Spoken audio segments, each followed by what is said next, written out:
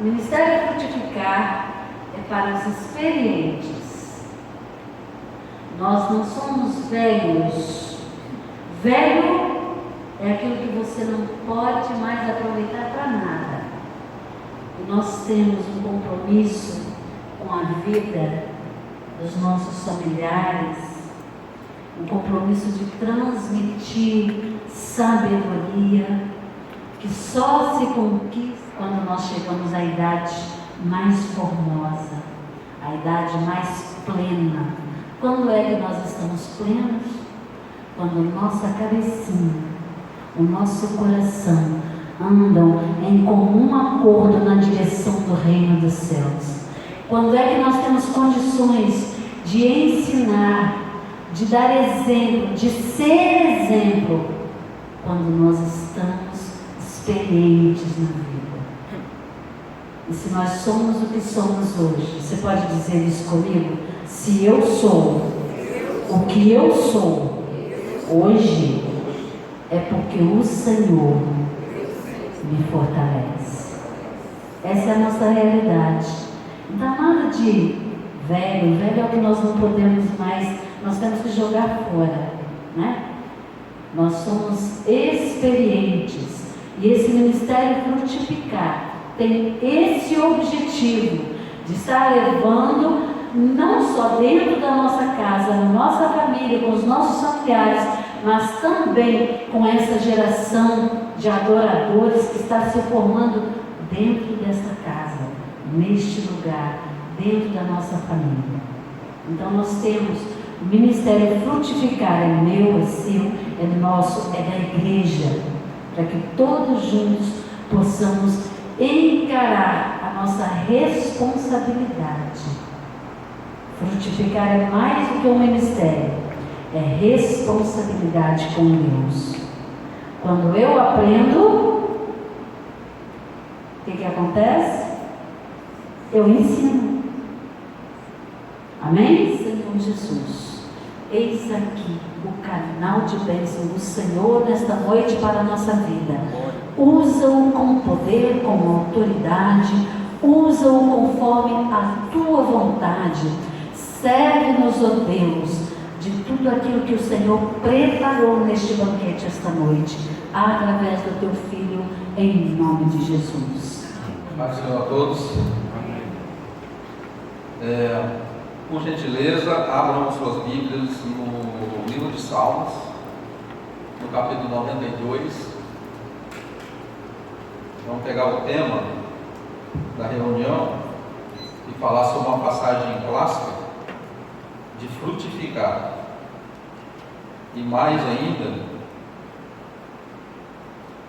pensar juntos o que é frutificar segundo a Bíblia, né? Segundo as Santas Escrituras. Porque frutificar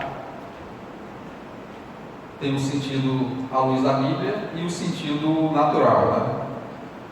Eu entendo que à luz da Bíblia, acrescentando a palavra aqui que a irmã falou sobre o ministério, eu acrescentaria a palavra maturidade, né? Porque a maturidade, ela não precisa, não está atrelada só à idade, né? Você vê jovens sem maturidade, você vê o contrário também, né? Infelizmente. Você vê pessoas que têm idade e que não têm maturidade. Então a maturidade espiritual é importantíssima. Diz assim na minha versão: é muito bom exaltar o Senhor, ó Eterno, e entoar salmos em honra ao teu nome, ó Altíssimo. Proclamar desde o amanhecer o teu amor leal e durante a noite a tua fidelidade, ao som da lira de 10 cordas e da cifra, bem como da melodia com harpa, porquanto tu me alegras a alma. Com os teus feitos, as obras das tuas mãos motivam-me a cantar jubiloso. Quão maravilhosas são as tuas obras, ó Eterno, e insondáveis os teus desígnios. O insensato fica sem entender nada, o nécio não percebe o menor sentido. Se os ímpios brotam como um mato bravo e florescem todos os malfeitores, é para serem exterminados para sempre. Mas tu, ó Senhor, eternamente és excelso. Eis que teus inimigos, ó Eterno, sim, os teus adversários serão aniquilados, todos os que praticam malignidade serão dispersos. Tu reerguestes como chifre de búfalo a minha fronte, derramaste sobre mim óleo balsâmico e revigorante. Os meus olhos contemplam a derrota dos meus inimigos, os meus ouvidos escutam a debandada dos malfeitores que travam contra a minha vida. Os justos, preste atenção nesses dois versículos, florescerão como palmeira, crescerão altaneiros como cedro do Líbano, plantados na casa do Senhor, florescerão nos átrios do nosso Deus. Os justos. Irmãos, eu pontuei algumas coisas para a gente meditar juntos nessa palavra. É um texto do Antigo Testamento, né, de Salmos, mas a chave hermenêutica para a gente entender todo esse texto é Jesus Cristo, como toda a mensagem do Antigo Testamento é. Então, à luz da Bíblia, à luz de Jesus, frutificar é fazer discípulo, é transformar pessoas. Transformar pessoas.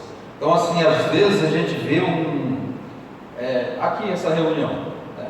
Você veio aqui, a irmã já até adiantou já alguma coisa. Qual é o propósito da gente estar aqui?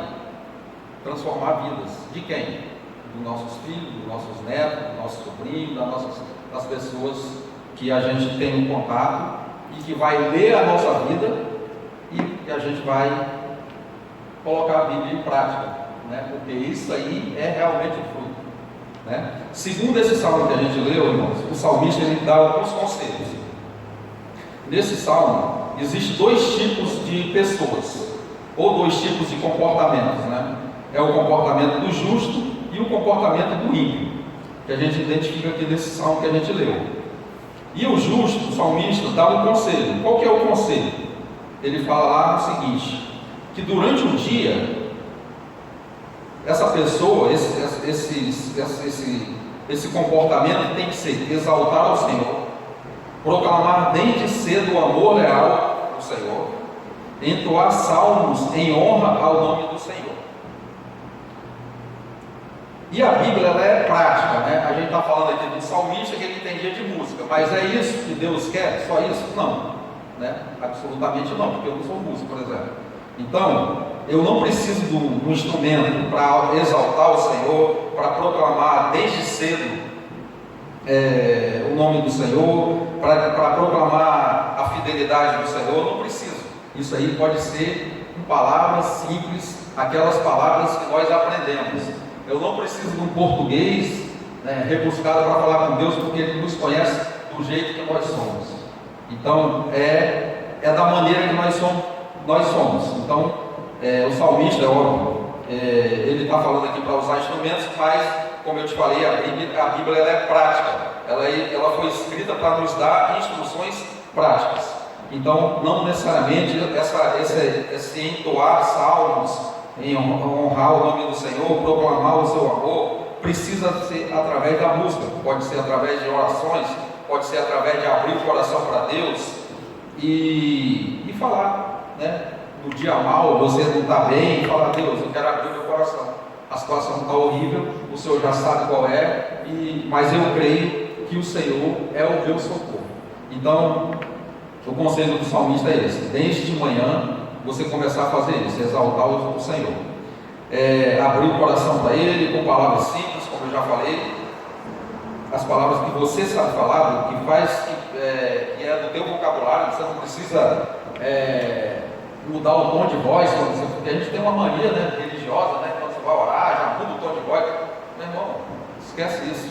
É abrir o coração e falar do jeito que você fala.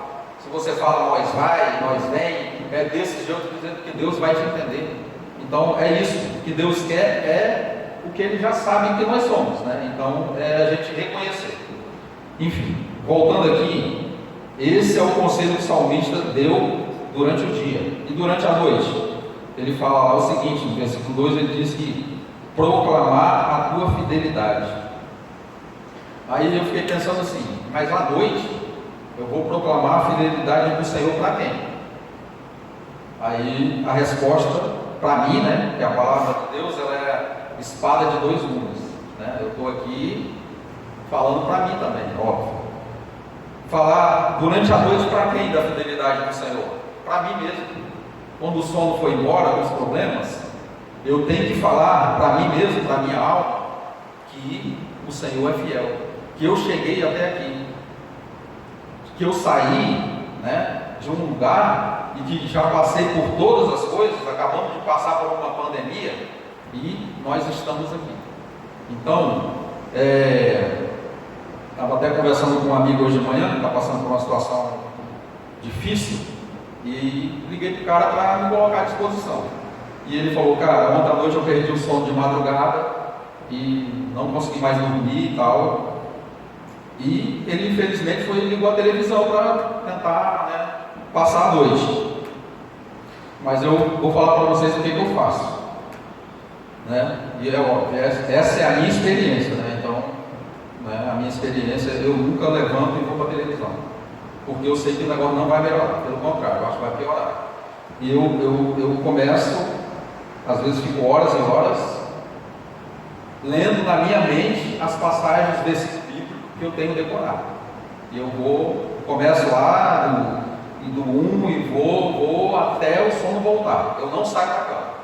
Então, irmãos, o salmista está falando que à noite é para a gente falar da fidelidade do Senhor. E a fidelidade do Senhor é real. Ela é real. Só você e eu sabemos de onde nós saímos e onde nós chegamos. E o que nós passamos. Ninguém sabe, né? Mas isso aí acho que já deveria estar bem na sua mente dizer que Deus é fiel. Porque senão, com certeza absoluta, nós não estaríamos aqui. Eu tenho certeza que eu não estaria. Eu não sei vocês. Mas, então, eu entendi que o salmista, quando fala isso, para proclamar a fidelidade do Senhor à noite, seria isso, né? Seria, eu acho que na atual conjuntura está bem real esse momento que a gente está.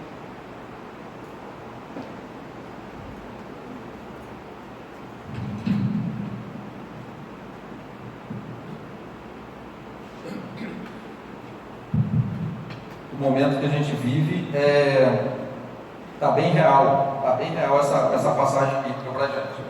Então, mediante esse conselho do salmista, o Salmo 4 diz assim: entretanto, o Senhor nas alturas é mais poderoso do que forças. Só um minutinho para ver se eu estou calma. 4 e 5. Passei o salmo. Porquanto tu me alegras a alma com os teus feitos, as obras das tuas mãos motivam-me a cantar jubiloso. Olha só, presta atenção aí. O Senhor está dizendo o que aqui? Que Ele é quem alegra a nossa alma. Os feitos dele, as obras das mãos dele, nos motivam a cantarmos. Não é algo que depende de mim, não é algo que depende da atual conjuntura do país, do governo, ou sei lá, de quem quer que seja. O 5 diz assim: quão maravilhosas são as tuas obras, ó Eterno, insondáveis os teus desígnios. Então, depende dele, depende do Senhor. Então, irmãos, o conselho do salmista é o conselho da palavra. Seguindo aqui, vamos para o verso 6, que tem um alerta aqui para a gente, que é o seguinte: o verso 6 diz assim: o insensato fica sem entender nada, o nécio não percebe o menor sentido. Então, o que eu entendi aqui nessa passagem, nesse versículo? Que quando eu estou na caminhada com Deus, eu não consigo colocar em prática o conselho de Deus, né? Eu perdi o sono, não consigo meditar, eu não consigo exaltar, que nem lá durante o dia o que ele falou que era para fazer, eu não consigo honrar o Senhor, eu não consigo colocar a palavra de Deus em prática. Então, quando vem as coisas que Deus está fazendo e eu não percebo, o que ele fala aqui? Ele fala que essa pessoa é um insensato, né? E o insensato, ele também pode ser traduzido, irmãos, como um louco, um imprudente, E o nécio, ele também pode ser, que é a segunda palavra, né, que o insensato fica sem entender nada, e o nécio não percebe o menor sentido. O nécio, ele é um ignorante, um estúpido, entendeu? Então, o que eu quero que a gente pense juntos aqui, que quando eu não observo o conselho de Deus, não coloco em prática aquilo que o salmista está falando, que é a palavra de Deus, eu estou agindo como um insensato, eu estou agindo como um nécio, né? Então, isso é um pensamento de ímpio, porque a gente tem a falsa impressão de achar que só por a gente estar na congregação, nós somos justos. Aqui estão os justos e o ímpio está lá fora. O ímpio está no boteco, o ímpio está não sei aonde, só que eu posso estar na congregação e estar com pensamento de ímpio. E eu vou te provar na Bíblia que isso acontece. Não sei se vocês, óbvio, conhecem a história, vão lembrar de Asaf. Asaf estava na congregação, servindo a Deus a vida toda, até o dia que ele falou que a vida do ímpio era melhor.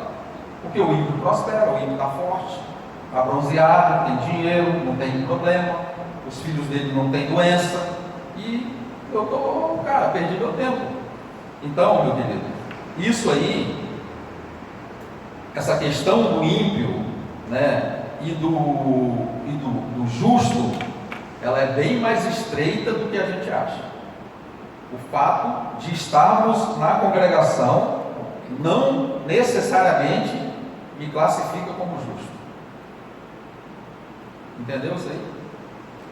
Como eu já falei aqui, né, em algumas outras oportunidades, Jesus falou em Marcos 7, do 21 ao 22, essa palavra é uma palavra fortíssima, que nós temos 12 sementes ruins que está dentro de nós, né? Essas sementes estão em nós, e se a gente colocar uma aguinha nela, uma terrinha, ela vai dar fruto. E as 3 últimas sementes é soberba, loucura e blasfêmia. Olha, confere depois na tua Bíblia lá que vai estar lá. Ou seja, o pensamento ímpio está em mim. E o que vai dizer se eu estou sendo justo ou estou sendo ímpio é é a minha ação. Eu estou colocando em prática a palavra de Deus, então é justiça, porque Deus tem um compromisso com a palavra dele. Entendeu? Então, esse versículo 6 é muito forte.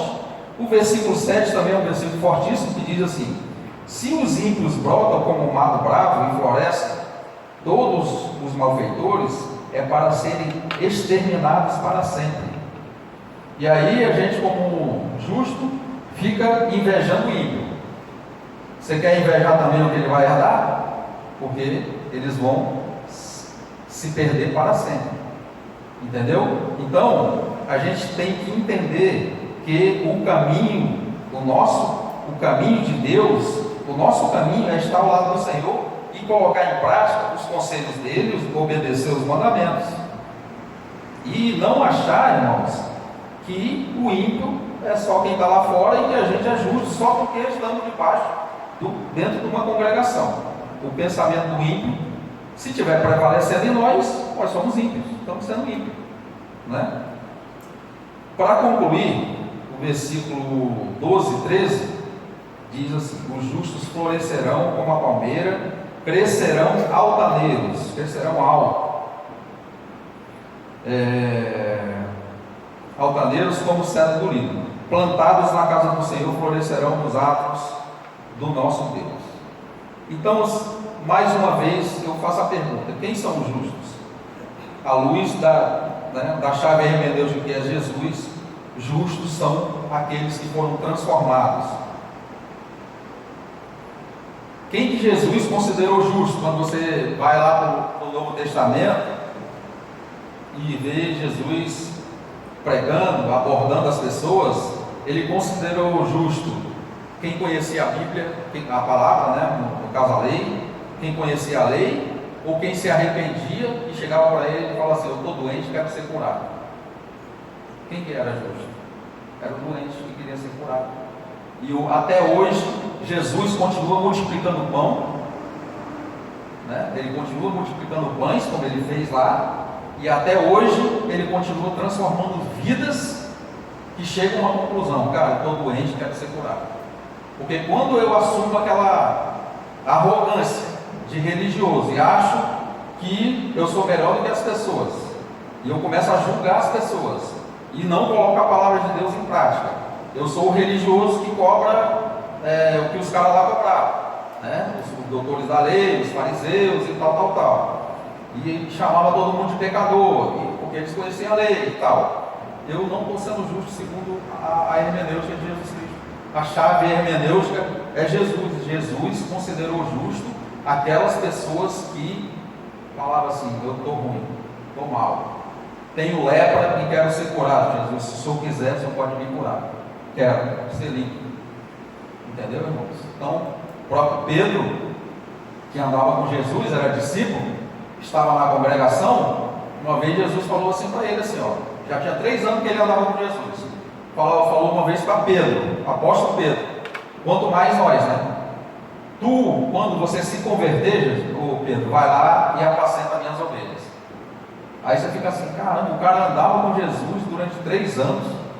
O pastor dele não era um pastor humano, era Jesus, que não era só humano. E o Pedro não tinha se convertido ainda, irmãos. Já parou para pensar nisso?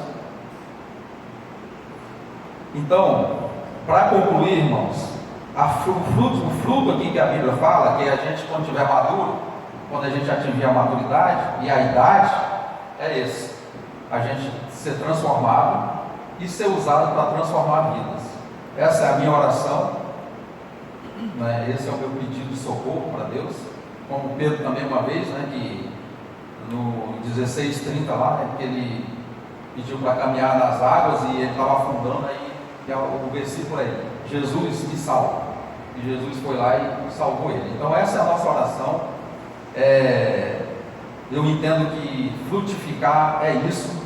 Frutificar não está ligado a número, né? Está ligado à maturidade espiritual, está ligado a transformar vidas, está ligado à piedade, né? Porque não adianta nada eu ser religioso, não ter piedade, ser bem sucedido, ter, sei lá, e não ter piedade, porque Jesus ensinou isso: vidas transformadas, piedade. É isso, que essa é a mensagem dele. A nossa alma canta ao Senhor, a nossa alma engrandece ao Senhor.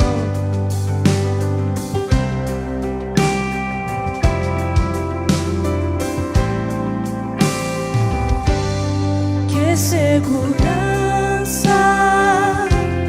sou de Jesus,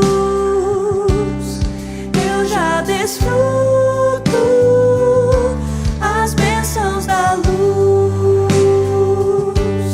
Sou por Jesus, herdeiro de Deus, Ele me leva à glória do céu.